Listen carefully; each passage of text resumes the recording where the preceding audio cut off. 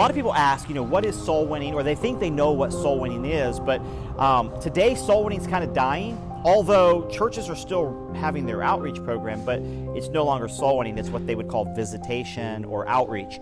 And the difference between soul winning and outreach, the point of soul winning is confrontational soul winning, where you're bringing them to that question of where will you go, where will you spend eternity when you die? I'm Brother Ron. I'm with Revival Baptist Jacksonville. A quick testimony for myself. I wasn't going to go soul winning today. There's a lot of news going on where I thought maybe I could be responsible, staying home. And then yesterday I saw Pastor Boyle put out a video and it said 12 people got saved. And I thought, to those 12 people, it really made a difference. And so I came and I went and we went soul today, and 7 people got saved, and everyone was receptive and everyone wanted to talk. It was unlike anything that we've seen before. And I think about those 7 people that if I hadn't gone out with the 12 people, or I'm hearing it's over 40 and maybe even over 50 when they get from just this weekend. And so my encouragement is don't live in fear of the coronavirus. Get people saved, because those people are going to be in heaven forever. Yeah, so today we had 4 soul winners, and we went out to an apartment complex and we got 7 people saved. Praise God for that.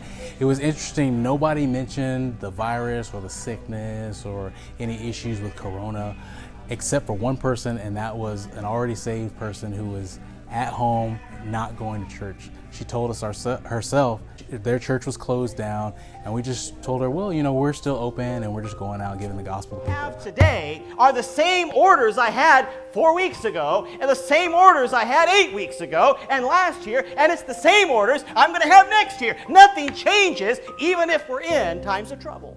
There's a lot of critics out there today, especially with the coronavirus and the pandemic that's going around, say, hey, you need to stop soul winning, you need to put it on pause for a little bit. You're doing more harm than good. I've gotten floods of emails of people saying, you're a poor representation of Christ, people are living in fear and you're out knocking on their door. Well, here's my answer to them.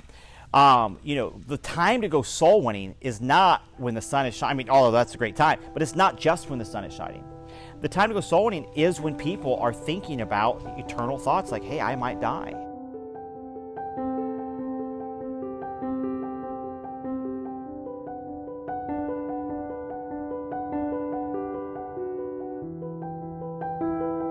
And so I would say this, as we're going out soul winning, we've kind of changed our approach a little bit to hit maybe areas that are a little more receptive, or you could say areas that aren't dwelling in as much, of the hype and fear.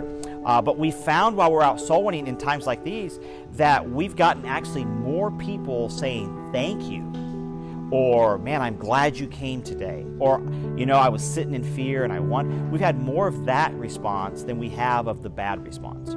But the thing to remember, when people start flooding you with emails or getting on their high horse and saying, hey, you're causing more harm than good, remember that these are the same people that when there was no coronavirus, they're out saying, hey, keep your beliefs to yourself, you shouldn't be knocking my neighborhood, we're an HOA. So they found another excuse. There's always critics of soul winning, but I'm telling you, there's always the fruit of soul winning.